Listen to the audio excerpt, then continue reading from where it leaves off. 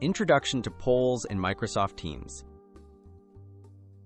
Microsoft Teams offers built-in polling tools to make meetings more interactive.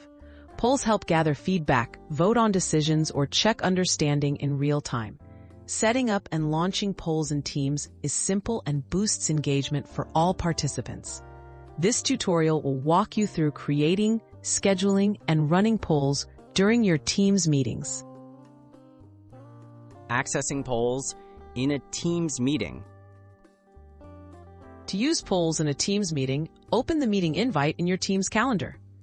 Look for the Polls tab at the top of the meeting window. If you don't see it, you may need to add the app called Microsoft Forms, which powers polling in Teams.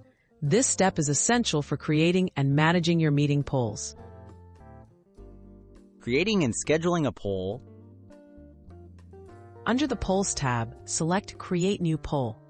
Choose the poll type, such as multiple choice or quiz. Enter your question and answer options. You can save polls as drafts or schedule them to launch during the meeting. Scheduling ensures your polls appear at the right moment, making participation smooth and well-timed. Launching and managing polls live. When ready, click Launch to publish your poll during the meeting.